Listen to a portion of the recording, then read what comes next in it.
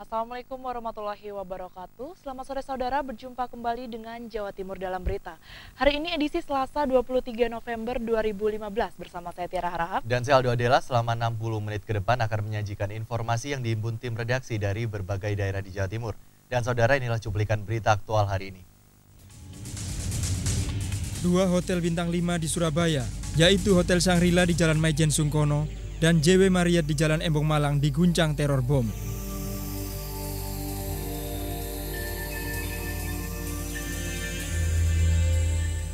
Delapan belas tersangka dan sejumlah barang bukti berupa obat-obatan terlarang diringkus jajaran Reserse Narkoba Polres Malang dalam Operasi Sakau 2015. Syah Bandar Utama Tanjung Perak, Surabaya menghentikan proses penggeseran dan pengangkatan bangkai kapal penumpang KM Wihan Sejahtera karena keterbatasan peralatan.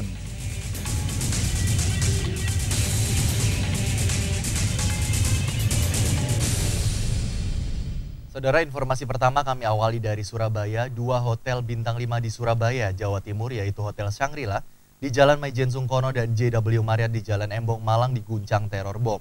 Setelah mendapat laporan dari pihak hotel, tim Gegana Polda Jatim bergerak cepat dan langsung diterjunkan untuk melakukan penyisiran di 2 lokasi tersebut. Suasana mendadak gempar setelah Hotel Shangri-La yang berada di Jalan Maijen Sungkono, Surabaya diguncang ancaman bom. Teror bom di Hotel Bintang 5 ini dikirim oleh orang tak dikenal melalui mesin faksimili dan diketahui sekitar pukul 3:30 sore.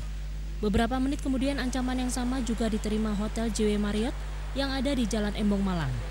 Dalam faksimili ini diketahui pengirimnya atas nama Dani dan sudah diketahui nomor teleponnya. Mendapati kondisi yang berbahaya, pihak hotel langsung bergerak cepat dengan melaporkannya ke Polda Jatim. Untuk memastikan ancaman ini, Polda Jatim bergerak cepat dengan menerjunkan tim Jihandak dan Gegana ke lokasi yang dituju. Penyisiran langsung dilakukan dengan menggeledah setiap mobil yang keluar dan masuk ke area kedua hotel. Selain itu, penyisiran juga dilakukan pada setiap ruangan dengan anjing pelacak. Dari hasil penyisiran, tim tidak menemukan benda yang dicurigai sebagai bahan peledak atau bom. Jam 4 langsung adakan penyisiran semuanya dalam waktu hampir 2 jam dan tidak ada ditemukan adanya benda-benda yang mencurigakan ataupun bom yang dimaksud. Jadi itu hanya berita-berita hoax yang dikirim oleh orang-orang yang tidak bertanggung jawab. Kalau melihat dari isinya sama yang dikirim ke Hotel Shangri-La dan ke yang Hotel JW Marriott. Meski diguncang ancaman bom, namun teror ini tidak mengganggu aktivitas hotel. Dan hingga berita ini diturunkan, penjagaan ketat masih terus dilakukan di sekitar Hotel Shangri-La dan JW Marriott. 5 orang komplotan pengedar sabu dan pil double L diringkus Polres Jombang, Jawa Timur. Barang bukti yang berhasil diamankan berupa sabu seberat 3,58 gram dan 17.000 pil double L.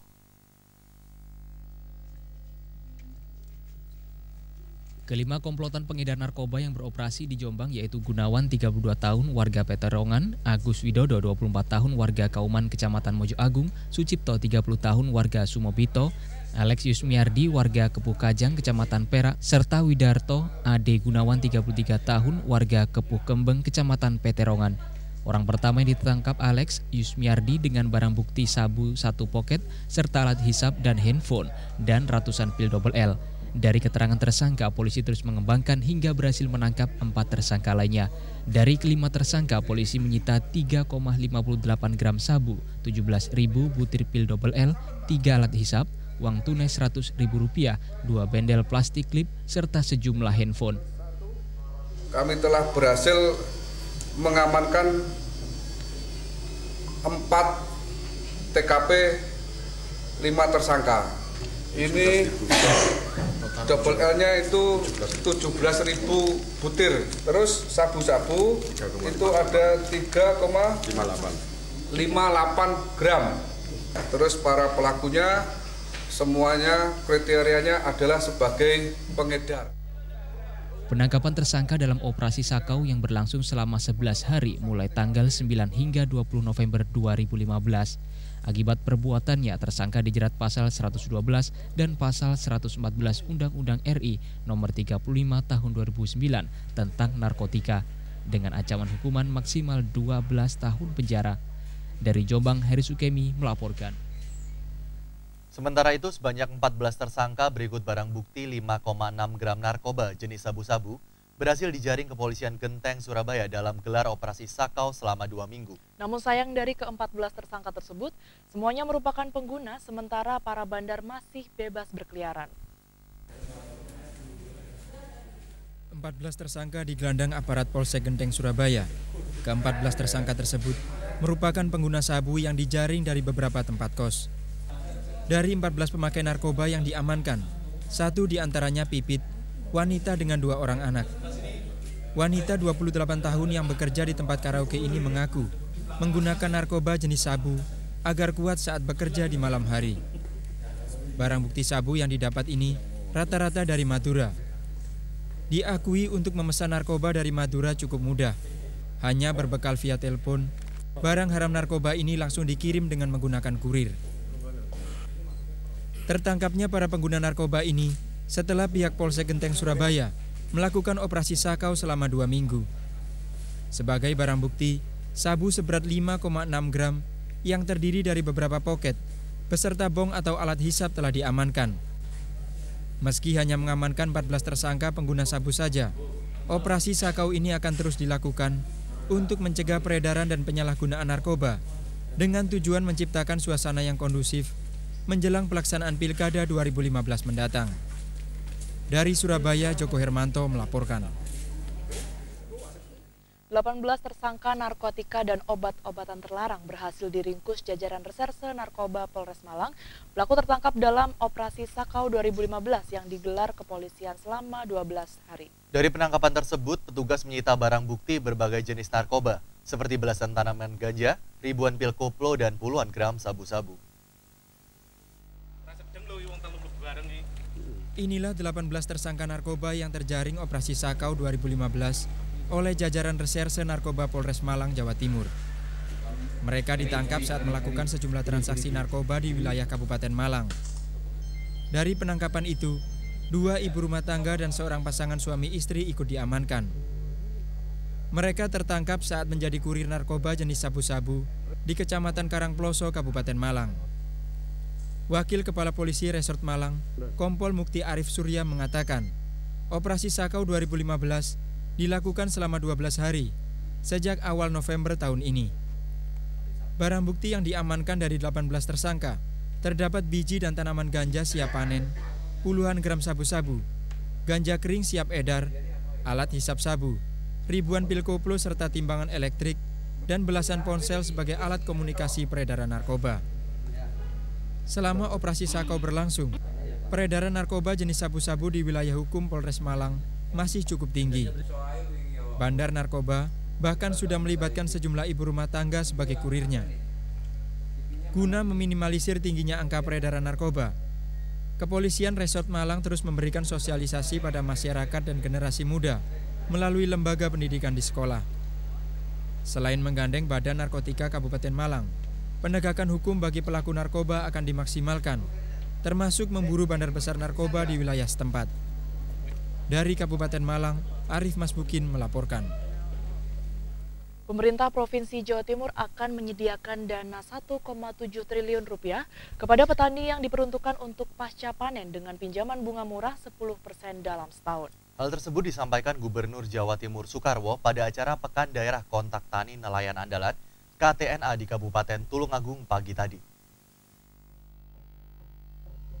Para petani di wilayah Provinsi Jawa Timur mempunyai peluang besar untuk bisa berdikari lebih sejahtera dengan adanya kebijaksanaan pemerintah Provinsi Jawa Timur yang menyediakan dana sebesar 1,7 triliun rupiah.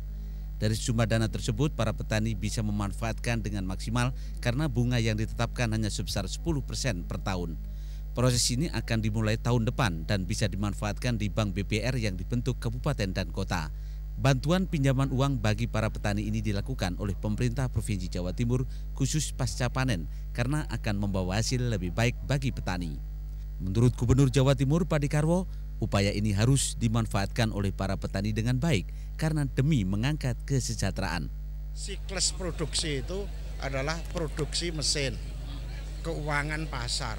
Nek mesin itu otomatis nganggur, Maka pembiayaan murah itu yang bisa dilakukan oleh pemerintah, pembiayaan murah. Terus kedua, pasar. Nek biayanya murah, ongkos produksinya murah, kita menang dari Jawa Tengah, kita menang dari Jawa Barat, kita menang dari Bali karena bunganya murah.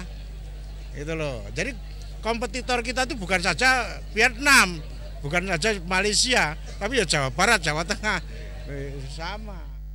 Pada acara Pekan Daerah Kontak Tani Nelayan Andalan se-Provinsi Jawa Timur mengambil tema mewujudkan kelompok kontak tani nelayan andalan yang profesional dan mandiri menghadapi MEA dan memantapkan ketahanan pangan melalui penguasaan teknologi, pemantapan kemitraan, dan penguatan jejaring agribisnis. Pada kesempatan ini, Pak Dekarwo yang didampingi Ibu Nina Soekarwo melihat stand pameran binaan kontak tani nelayan andalan Jawa Timur. Kegiatan Pekan Daerah Kontak Tani Nelayan Andalan yang berlangsung di halaman Gor Lembu Peteng di Kabupaten Tulungagung ini akan berlangsung hingga tanggal 28 November mendatang. Saudara, menandai hari jadi yang ke-16, Dharma Wanita Persatuan Provinsi Jawa Timur pagi tadi mengadakan pap smear untuk deteksi dini kanker leher rahim atau kanker serviks. Kegiatan dilakukan di salah satu klinik laboratorium di Surabaya, diikuti oleh 100 lebih anggota Dharma Wanita perwakilan dari seluruh SKPD di lingkungan Pemprov Jatim.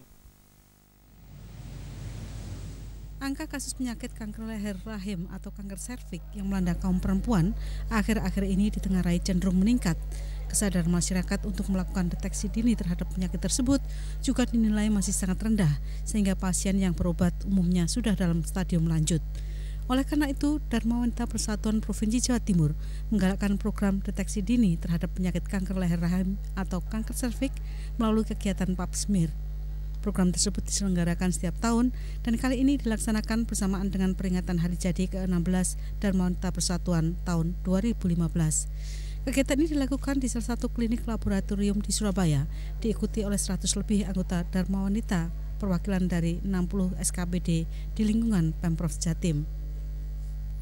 Kita memang penyelenggaraannya nanti resepsinya tanggal 11 Desember, tetapi dalam rangkaian kegiatan salah satunya adalah kita melaksanakan pap smear ini. Setiap tahun kita laksanakan hampir bidang sosial budaya, tetapi kita memang dalam pengambilan ini diikutkan dalam petunjuk dari pusat pun juga. Semua boleh ikut atau dipilih? Tidak, semua boleh ikut, seluruh anggota Dharma Wanita. Dharma Wanita Provinsi menghimbau kepada seluruh anggota Dharma Wanita Persatuan untuk mengikuti pap smear saat ini. Sangat pentingnya pemeriksaan pap smear ini karena untuk mengetahui sejak dini apakah orang tersebut bisa menderita penyakit kanker dan sebagainya, sehingga pengobatannya akan lebih mudah seperti itu. Kegiatan rutin pap smear ini merupakan salah satu program kerja bidang sosial budaya Dharma Wanita Persatuan Provinsi Jawa Timur guna mendeteksi dini penyakit kanker leher rahim atau kanker serviks agar lebih mudah diobati. Melalui kegiatan ini, diharapkan Dharma Wanita Persatuan dapat ikut berperan aktif mendukung program pemerintah dalam memperbaiki dan meningkatkan derajat kesehatan masyarakat. Syah Bandar Utama Tanjung Perak Surabaya resmi menghentikan proses penggeseran dan pengangkatan bangkai kapal penumpang KM Wihan Sejahtera. Dihentikannya proses insiden yang telah mencoreng dunia transportasi laut di tanah air ini menyusul keterbatasan peralatan dan faktor alam. Setelah 5 hari melakukan upaya penggeseran dan pengangkatan bangkai kapal penumpang KM Wihan Sejahtera yang tenggelam di perairan Teluk Lamong, Surabaya, Syah Bandar Utama Tanjung Perak akhirnya resmi menghentikan upaya tersebut. Sejumlah faktor menjadi penyebab Syah Bandar Tanjung Perak menghentikan upaya tersebut.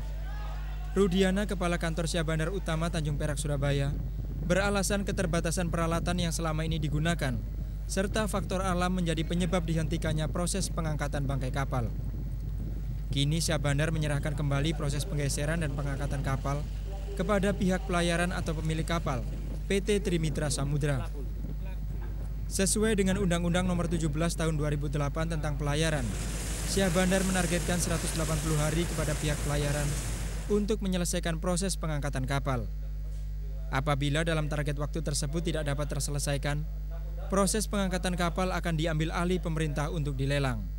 Batasan waktu sesuai dengan undang-undangnya bahwa 180 hari apabila pemiliknya tidak mengangkat kerangka kapal tersebut, maka itu akan diserahkan kepada pemerintah dan pemerintah akan mengumumkan. Untuk dilakukan lelang gitu Pak? Iya. Perlu diwaspadai dengan terjadinya pasang air laut ini, di mana arus itu sangat berpengaruh pada evakuasi kapal lian, karena kondisinya akan mengganggu dari aktivitas evakuasi tersebut. Kecepatannya sampai berapa Pak? Kecepatannya antara 1,3 sampai 1,5 cm per detik. Dari hasil penyelaman dan pemantauan yang dilakukan Syah Bandar Utama Tanjung Perak, posisi bangkai kapal bergeser 20 meter dari lokasi awal tenggelamnya kapal. Sambil menunggu proses pengangkatan, di sekitar lokasi tenggelamnya kapal dipasang 4 unit life craft. Dari Surabaya, Joko Hermanto melaporkan.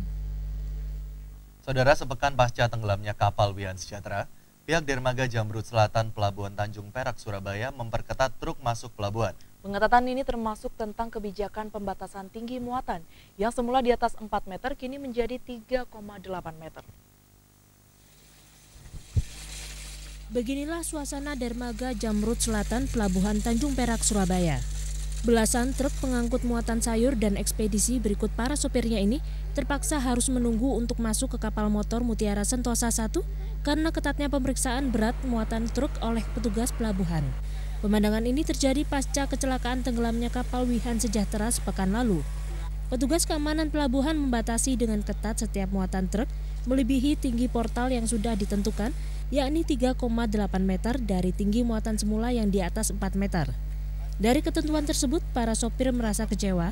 Pasalnya sebelum masuk ke area Dermaga Jamrut Selatan, muatan truk mereka sudah diperiksa ketinggiannya. Namun saat memasuki dermaga dan akan masuk ke dalam kapal, mereka terhalang oleh portal petugas keamanan dermaga. Setelah melalui pendataan ulang oleh pemilik kapal dan petugas keamanan, akhirnya belasan truk bermuatan sayur tujuan Surabaya Balikpapan ini diperkenankan memasuki dermaga dan masuk ke dalam kapal motor Mutiara Sentosa 1.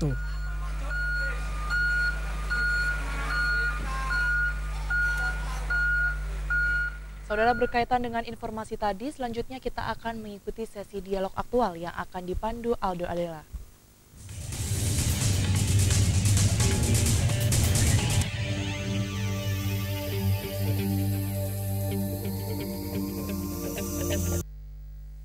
Baik, terima kasih rekan Tiara. Saudara, transportasi laut adalah salah satu faktor penting dalam kehidupan sehari-hari maupun keperluan industri.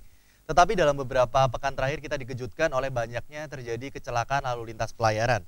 Untuk membahas hal ini telah hadir bersama kami di studio pakar transportasi laut, Profesor Daniel M. Rosid, PhD. Selamat sore, Prof. Selamat sore, Mas Aldo. Nah, bagaimana, Prof, menurut Profesor keadaan lalu lintas pelayaran saat ini? Ya, kalau kita bicara tentang lalu lintas pelayaran di Tanjung Perak, ya tadi kita melihat peristiwa terakhir insiden tenggelamnya kapal motor feri Wihan Sejahtera itu ya.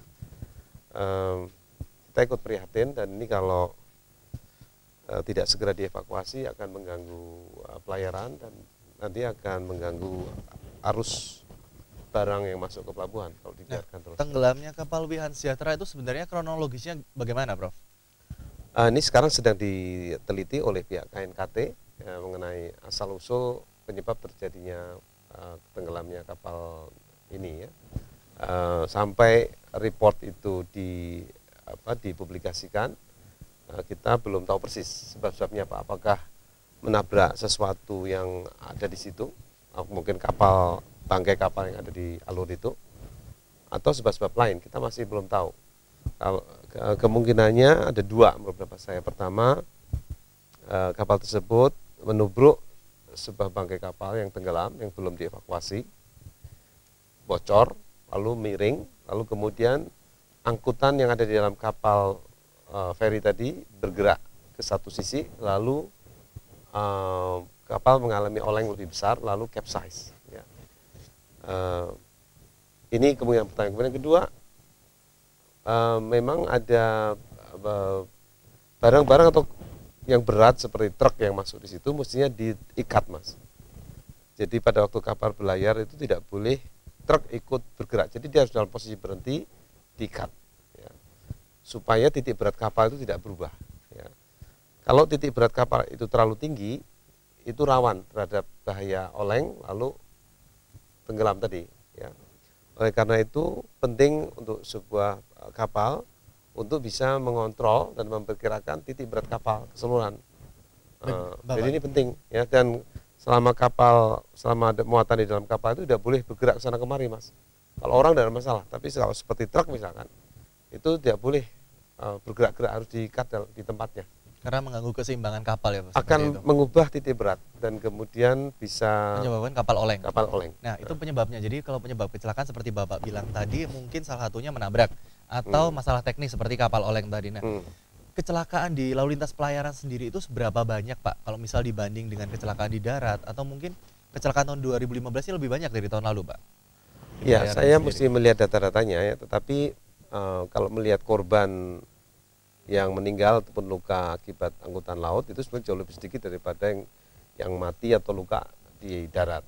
Jadi kalau lihat angka-angka di darat, itu kira-kira 10 orang di Jawa Timur itu meninggal di jalan setiap hari. Jadi kalau sebulan kira-kira 3.000 orang meninggal di jalan. 70%, 60% sepeda motor. Ya.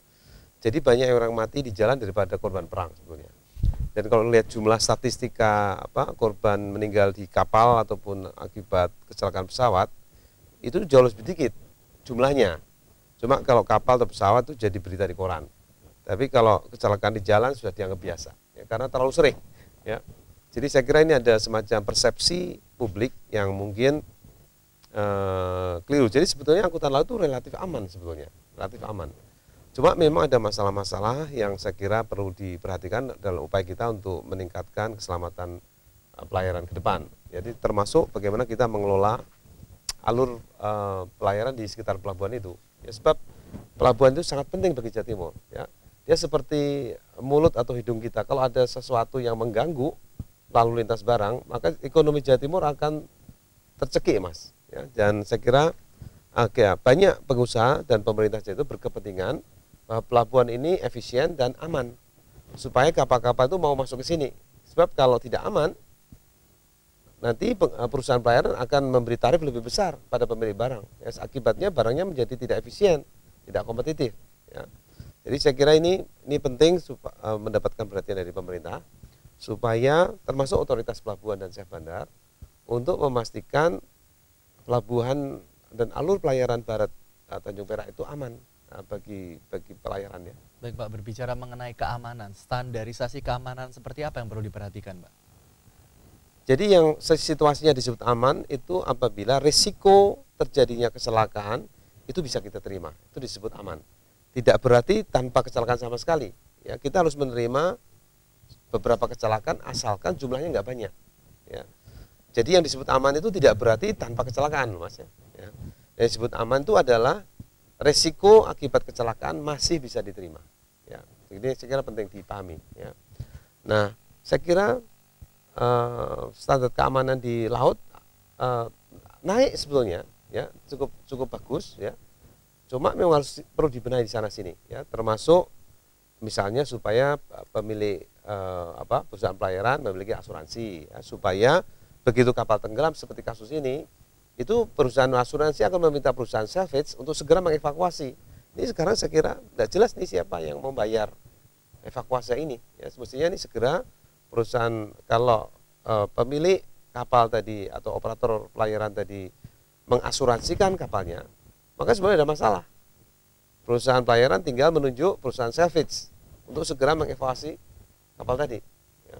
Jadi ini termasuk ini, Mas. Kemudian juga kesehatan dari perusahaan pelayaran sendiri. Jadi kalau perusahaan pelayarannya tidak sehat, maka mungkin dia kurang mentaati aturan-aturan pemeliharaan yang reguler, kemudian alat-alat keselamatannya kurang dan sebagainya.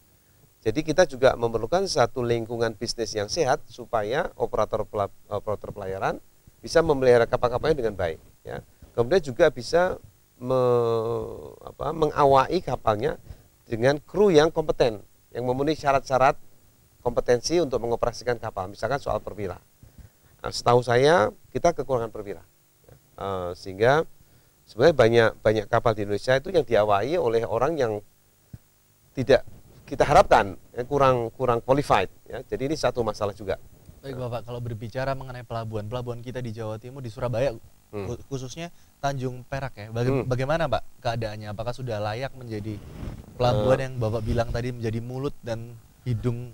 Ya, saya kira pelabuhan Tanjung Perak termasuk pelabuhan yang paling baik, paling sibuk di Indonesia. Yang paling sibuk adalah Tanjung Priok, kemudian Tanjung Perak, kemudian diikuti oleh mungkin Belawan atau Makassar. Ya, saya kira selama ini kalau kita lihat statistik kecelakaan sebenarnya cukup aman. Ini agak mengherankan sebetulnya, agak mengherankan. Memang kalau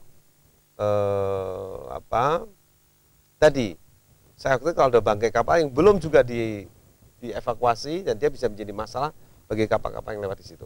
Ya, saya kira ini saya katakan pelabuhan Tanjung Perak termasuk pelabuhan yang aman sebetulnya. Ya, ini betul-betul saatnya kita untuk banyak melakukan evaluasi lah, gitu ya. Nah, evaluasi seperti apa Pak? Kalau Tanjung Perak sendiri mungkin barangkali apa yang perlu ditambahkan di Tanjung Perak seperti itu? Ya, tadi saya kira pertama dari segi regulasi. Jadi banyak kapal-kapal yang tidak diasuransikan tapi masih beroperasi. Ya. Kemudian banyak kapal-kapal yang sebenarnya tidak layak juga dibiarkan beroperasi oleh otoritas pelabuhan atau oleh Syah Bandar. Karena kalau tidak diberi clearance, itu ekonomi justru macet. Jadi problematik. Jadi mau dipahami bahwa sektor pelayaran ini baru bangkit kira-kira 10 tahun terakhir, Mas. Sebelumnya dalam keadaan babak belur. Ya. Kira-kira kalau ada 15.000 kapal di Indonesia, itu 70-80% usianya di atas 25 tahun. Jadi ini tentu saja, dan tidak banyak perusahaan pelayaran yang sehat saat ini. Ya.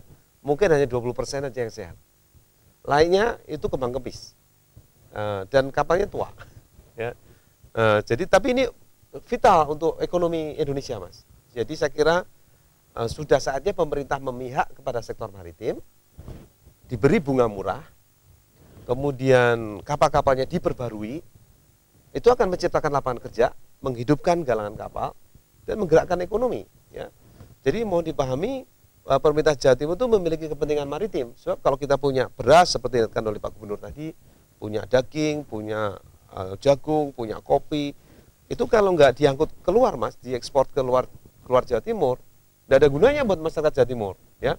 Oleh karena itu harus diangkut keluar supaya dia memberi manfaat buat Jawa Timur. Sehingga pemerintah Provinsi Jawa Timur memiliki kepentingan pelabuhan-pelabuhannya itu aman, ya, dipelihara dengan baik, aturan-aturannya ditegakkan, dan awak kapal yang mengoperasikan kapal-kapal itu qualified. Ya, saya kira ini masih PR, Mas.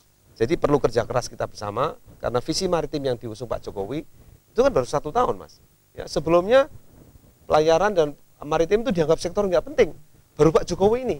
Ya, jadi saya kira kita perlu hijrah, Mas, dalam proses berpindah dari yang selama ini mengutamakan angkutan truk, kita sekarang mulai melihat dan berpihak supaya angkutan laut kita membaik.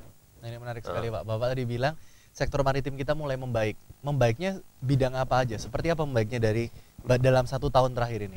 Ya, visi maritim Pak Jokowi itu jelas berpihak. Ya, Pak Jokowi mengatakan bahwa kita harus menghentikan sikap kita yang membelakangi laut selama bertahun-tahun ini. Harus melihat laut sebagai masa depan. Nah, selama ini pemerintah tidak hadir di laut, Mas. Dia hanya hadir di darat. Jadi presiden-presiden sebelumnya itu presiden darat sebelumnya. Ya, di laut itu penuh bajak laut.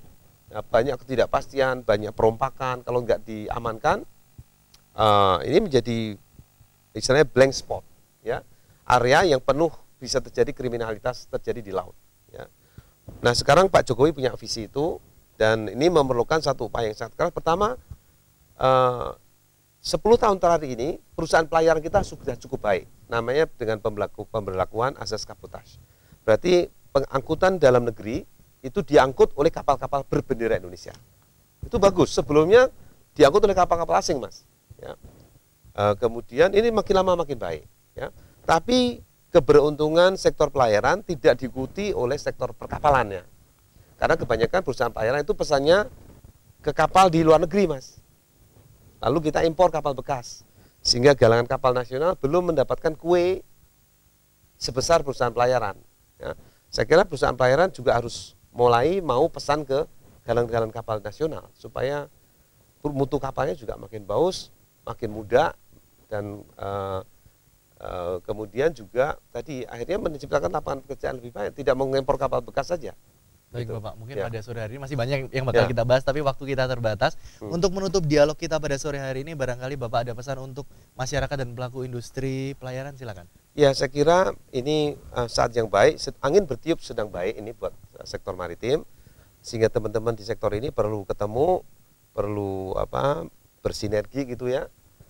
Regulasi oleh pemerintah sudah diperbaiki, ada niat baik oleh pemerintah dengan membebaskan banyak biaya supaya sektor perkapalan maupun sektor pelayaran menjadi lebih kondusif ya. Tapi ini memerlukan memerlukan waktu ya. Untuk pertama dari segi sumber daya manusia, dari segi organisasi, manajemen, leadership itu makin bagus ya. Saya kira ini momentum ini perlu kita raup dengan baik supaya tidak sia-sia. Baik, Mas. terima kasih Ya, Bapak. kasih. Dan saudara, demikianlah dialog kita pada sore hari ini. Semoga lalu lintas pelayaran kita dari hari ke hari semakin baik. Masih banyak berita aktual yang akan kami siapkan untuk Anda, tapi sebelumnya kita ikuti kumandang azan maghrib untuk wilayah Surabaya dan sekitarnya. Allahu Akbar,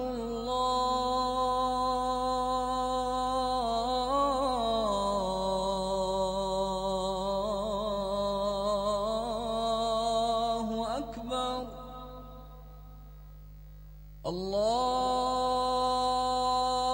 Allahu Akbar,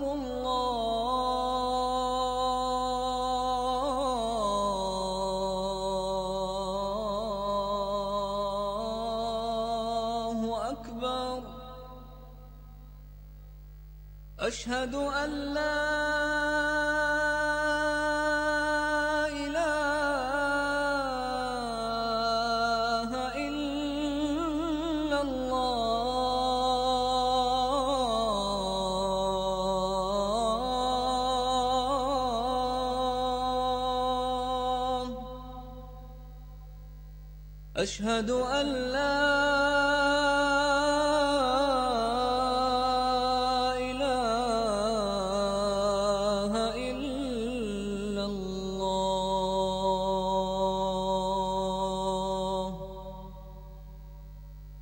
Asyhadu anna Muhammadar Rasulullah.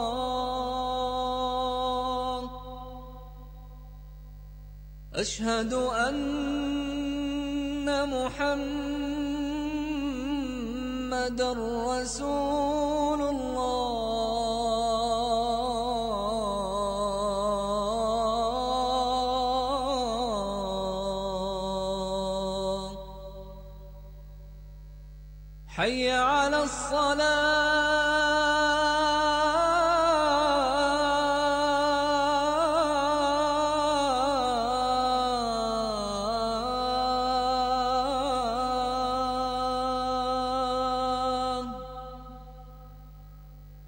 حي على الصلاة.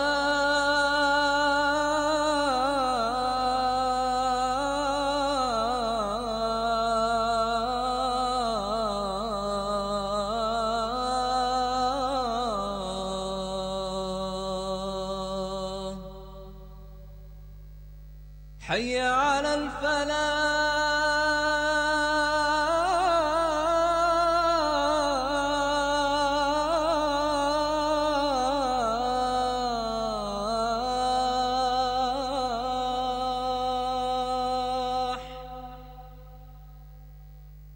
حي على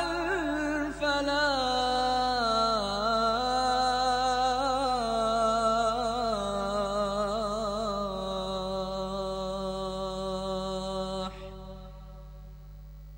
الله أكبر،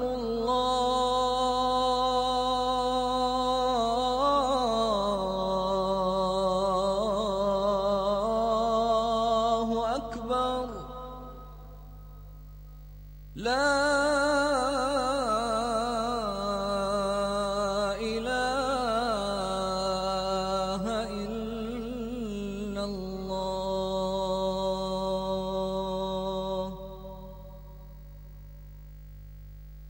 اللهم رب هذه الدعوة التامة والصلاة القائمة آت محمدا الوسيلة والفضيلة وابعثه مقاما محمودا الذي وعدته.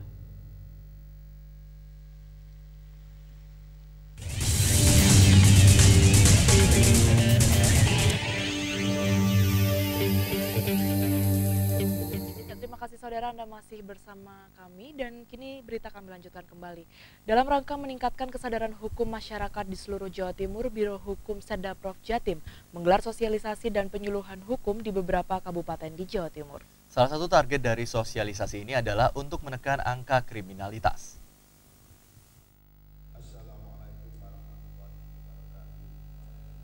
Acara yang dilaksanakan di Kabupaten Mojokerto ini bertempat di Balai Desa Sumberwono, Kecamatan Bangsal. Sosialisasi dan penyuluhan hukum kali ini mengambil materi tentang undang-undang perkawinan, masalah pertanahan, serta penyalahgunaan narkotika. Lewat sosialisasi ini, pemerintah Provinsi Jawa Timur melalui Biro Hukumnya berharap agar masyarakat di pelosok desa tidak lagi buta hukum. Karena angka kriminalitas yang tinggi juga disebabkan ketidaktahuan masyarakat akan pelanggaran hukum dan sanksinya. Acara yang dihadiri oleh Kepala Bagian Dokumentasi dan Perpustakaan Biro Hukum Sedda Prof Jatim, Kepala Bagian Hukum Kabupaten Mojokerto, Camat Bangsal dan warga sekitar Bangsal ini berlangsung 1 hari pada tanggal 3 Oktober 2015 lalu. Banyaknya tindak kriminalitas yang berawal dari ketidaktahuan masyarakat akan sanksi hukum menjadi perhatian serius Biro Hukum Sedda Prof Jawa Timur. Kawasan pedesaan yang dulu tingkat kriminalitasnya kecil, kini sudah mendekati angka yang mengkhawatirkan. Berdasarkan data Biro Pusat Statistik, angka kriminalitas di Kabupaten Sumeneb pada tahun 2013 lalu sebanyak 589 kasus dan 234 kasus sudah terselesaikan. Kasus yang terbanyak masih pencurian dengan kekerasan, penganiayaan, dan penyalahgunaan obat terlarang atau narkoba. Mengacu dari data tersebut, Biro Hukum Sedda Prof Jatim menggelar kegiatan sosialisasi penyuluhan hukum bagi masyarakat desa. Kegiatan yang digelar pada tanggal 7 Oktober 2015 lalu bertempat di Balai Desa Lobu, Kecamatan Bluto, Kabupaten Sumeneb. Sebanyak 40 warga desa Lobu serta desa-desa sekitar mendengarkan pengarahan tentang narkotika, tata cara beracara di pengadilan, serta efektivitas hukum yang disampaikan wakil dari Polres Sumeneb serta dari Biro Hukum Sedda Prof Jatim.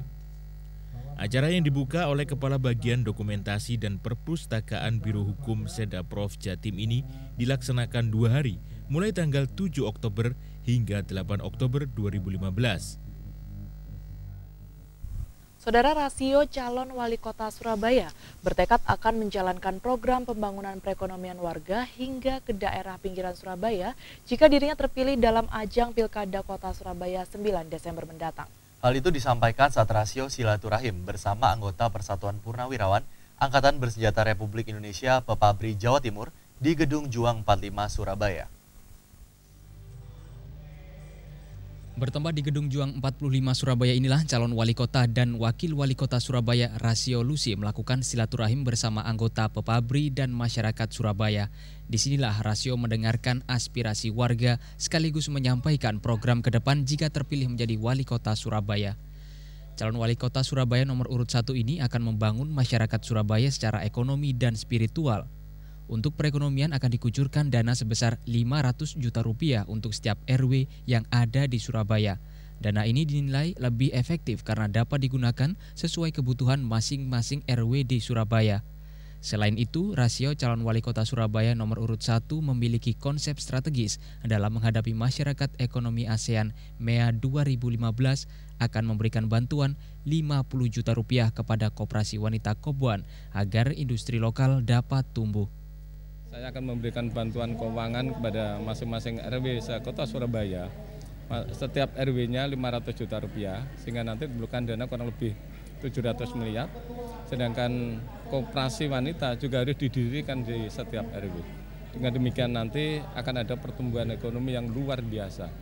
Makanya saya juga akan mendirikan perbankan atau kita menggandeng bank yang sudah ada, utamanya bank UMKM, usaha mikro, kecil, menengah dengan koperasi.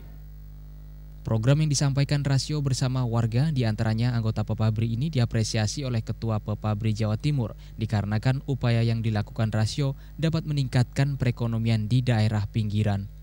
Pepabri, Perip, Wakatobi sebagai organisasi adalah organisasi yang netral. Tetapi sebagai perorangan dan sebagai warga negara, dia berhak menentukan siapa yang mereka pilih. Sehingga dengan demikian, dengan adanya penjelasan-penjelasan yang diberikan oleh Pak Rasio beserta pasangannya, mereka tentu akan bisa mencerna bagaimana membangun Surabaya. Calon Wali Kota Surabaya Rasio berharap program yang digagas ini dapat diterima oleh warga Surabaya agar mewujudkan pertumbuhan perekonomian yang disertai penekanan angka disparitas wilayah. Saudara, Komisi Pemilihan Umum Daerah Kota Blitar menemukan hampir 3.000-an surat suara yang rusak usai dilakukan penyortiran. Kerusakan umumnya pada gambar paslon yang pudar, pemotongan surat suara yang tidak simetris, serta terdapat bercak hitam pada surat suara. Ribuan surat suara untuk pemilihan wali kota wakil wali kota Blitar yang rusak ini ditemukan pihak KPUD Kota Blitar usai proses pelipatan dan penyortiran surat suara. Kerusakan surat suara tersebut umumnya meliputi terdapat nota atau bercak pada gambar pasangan calon, pemotongan surat suara yang tidak simetris, gambar pasangan calon yang pudar, serta pencetakan tulisan atau gambar tidak bolak-balik. Untuk total surat suara yang rusak mencapai 1.211 dan kekurangan surat suara untuk DPT kurang 1.718. Sehingga pihak KPUD Kota Blitar kekurangan surat suara sebanyak 2.929 lembar surat suara. Kerusakannya adalah gradasi warna, kemudian ada yang kurang kesobek, itu ukurannya nggak sesuai, kemudian ada noktahnya, kemudian ada blur. Warnanya itu pudar. Sementara daftar pemilih tetap di Kota Blitar sebanyak 108.912 yang tersebar di 21 kelurahan dan terbagi dalam 3 kecamatan.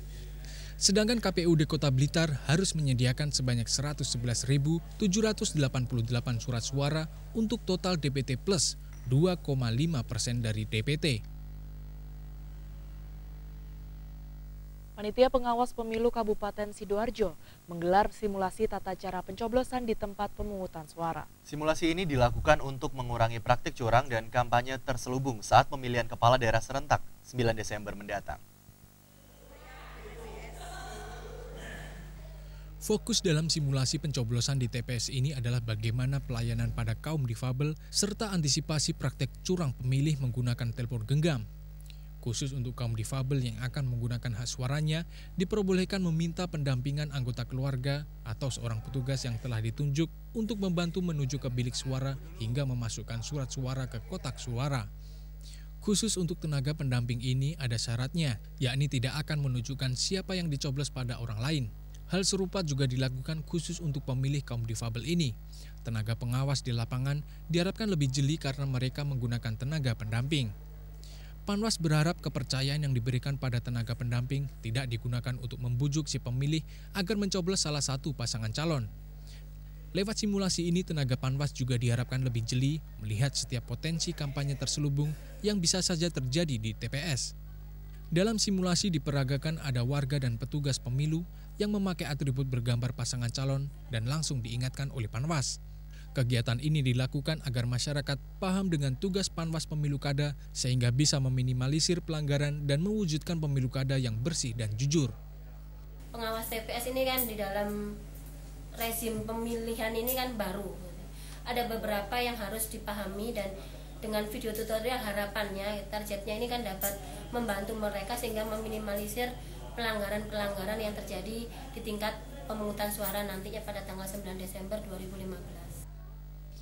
Selain itu, petugas Panwas juga diharapkan lebih jeli jika ada indikasi pelanggaran yang mengarah pada money politik. Di antaranya seperti pemotretan surat suara yang telah dicoblos di dalam bilik suara. dengan harapan bukti itu bisa ditunjukkan kepada salah satu tim ses untuk mendapat imbalan uang.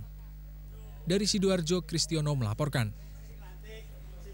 Dua pasang calon bupati dan wakil bupati Trenggalek saling beradu argumen dan visi misi dalam debat publik putaran terakhir dalam Pilkada Trenggalek 2015. Meski dalam debat kali ini KPU memfokuskan pada tema sosial dan budaya, namun dalam prakteknya melebar ke berbagai tema lain. Debat publik Pilkada Trenggalek diikuti oleh dua pasangan calon kepala daerah masing-masing Kholik Priyohandoko serta pasangan Emil Elestianto Dardak Muhammad Nur Arifin. Dalam debat yang digelar di salah satu hotel di Trenggalek ini, kedua pasangan kandidat saling beradu argumen dan pandangan seputar sosial budaya dan pariwisata. Debat semakin menarik karena mendapat dukungan langsung dari puluhan simpatisan masing-masing kandidat. Kandidat pasangan nomor urut 1 mengklaim akan memberikan porsi besar untuk mengembangkan kawasan wisata di pesisir selatan Trenggalek. Namun hal itu bukan menjadi prioritas utama karena pasangan ini memfokuskan diri pada penanganan kesehatan masyarakat. Sedangkan calon Bupati Trenggalek nomor urut 2 yang juga suami artis Arumi Baksin berencana akan memanfaatkan kemajuan teknologi informasi dan digital sebagai motor penggerak untuk memajukan sektor pariwisata, budaya maupun sistem pelayanan publik. Yang menarik dalam adu visi misi ini, pasangan Kholik Handoko sempat melontarkan pernyataan akan mensertifikatkan lahan perhutani yang telah didiami masyarakat selama puluhan tahun. Lontaran ini langsung mendapat kritikan pedas dari suami artis Arumi Baksin, Emil Elestianto Dardak, dan pasangannya Muhammad Nur Arifin. Kesehatan itu kan standar, kan modal dasar. Orang dikatakan sejahtera manakala sudah sehat, pendidikannya bagus. Mana bisa dikatakan maju, mana bisa dikatakan sejahtera kalau kesehatannya saya tidak terpenuhi. Oleh sebab itu saya tidak terlalu muluk-muluk, yaitu pasti nanti ada untuk kemenangan pusat daerah. Tapi untuk kesehatan dan pendidikan tetap kita utamakan karena ini indikator sebuah kesejahteraan. Harus ada sistem. Di sini kita jangan alergi teknologi. Teknologi bisa membantu membuat sistem lebih sederhana, lebih handal. Tanah perhutani mau disertifikatkan, dibagi-bagi untuk masyarakat. Ketika kita klarifikasi, hanya bilang menjembatani. Maksudnya tanah di perbatasan yang berbatasan dengan hutan. Nah, ini kan ya, jadi kan mereka hanya ingin membentuk opini. Debat publik Pilkada ini merupakan putaran terakhir dalam rangkaian pemilihan Bupati dan Wakil Bupati Trenggalek 2015. Dari 3 kali debat publik, suasana berlangsung aman dan kondusif. Dari Trenggalek, Agus Triwasono melaporkan. Ribuan massa dari beberapa elemen masyarakat yang tergabung dalam Gerakan Penyelamatan Mojokerto menggelar aksi di depan kantor Komisi Pemilihan Umum KPU Kabupaten Mojokerto. KPUD dituding telah menghilangkan hak demokrasi masyarakat dengan mencoret pasangan Khairunisa Arifudinsyah atau Nisa Syah. Ribuan simpatisan datang dengan menggunakan sejumlah bus dan truk serta kendaraan roda 2 datang dari sejumlah kecamatan di wilayah Kabupaten Mojokerto. Dengan membawa poster bergambar paslon nomor urut 1, Nisa Syah, massa langsung memenuhi Jalan R.A. Basuni, Kecamatan Suko, Kabupaten Mojokerto. Perwakilan pendemo satu persatu menggelar orasi di atas mobil komando yang dijaga aparat kepolisian yang bersiaga di depan kantor KPU Kabupaten Mojokerto. Mereka meminta agar pilkada harus ditunda, Nisa Syah terus jadi peserta pilkada. Aksi ini dipicu karena sebelumnya KPU telah menetapkan 3 calon, Khairunisa Arifudinsyah, Mustafa Kamal Pasha Pungkasyadi, serta Misnan Rahma Sofiana, dan meminta untuk melakukan kampanye. Namun kenyataannya beberapa pekan sebelum coblosan, Nisa dicoret.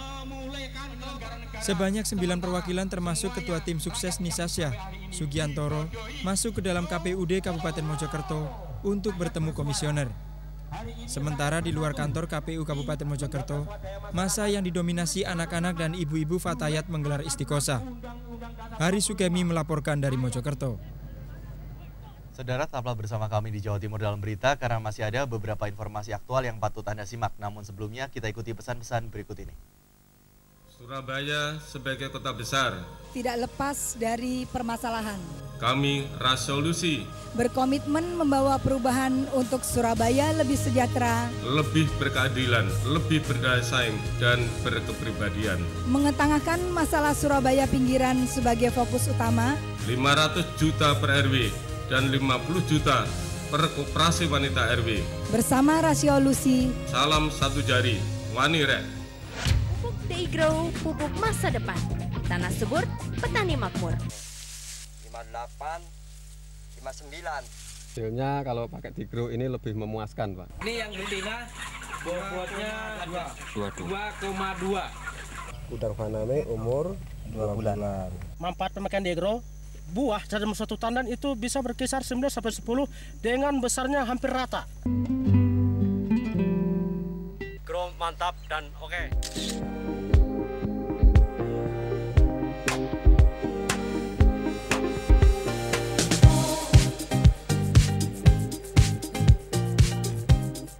Pelayanan perizinan terpadu merupakan program pemerintah Provinsi Jawa Timur bertujuan agar masyarakat memperoleh pelayanan yang cepat, murah, mudah, dan transparan. P2T melayani seluruh hati. Saat mata ini terbuka, dunia seakan cepat berubah. Dan waktu telah menjadi saksi atas apa yang telah kita perbuat hari ini. Kemarin adalah proses yang mesti kita lalui bersama. Dan esok adalah tugas kita semua untuk terus membangun Surabaya. Dik, mudah-mudahan tidak terjadi apa-apa. Lamar puat tadi ngurus siapa? Yang ngalur, yang itu, mudah-mudahan ada yang nyangkut. Percuma, nggak ngefek buat kita. Yang jelas, pilih jagoku. Nanti sampean juga lah dapet. Ini suami istri kok pada gak kompak ya? Sekarang zamannya sudah berubah. Kita harus cerdas. Pilih pemimpin yang jujur, adil, dan amanah. Pilihan boleh beda. Hati nurani yang bicara. Gak usah tawuran. Ayo salaman. Dipersembahkan oleh Formacida Jatim. Ojo pindah channel dulur, tetep ono TVRI Jawa Timur. TVRI, berkat budaya bangsa.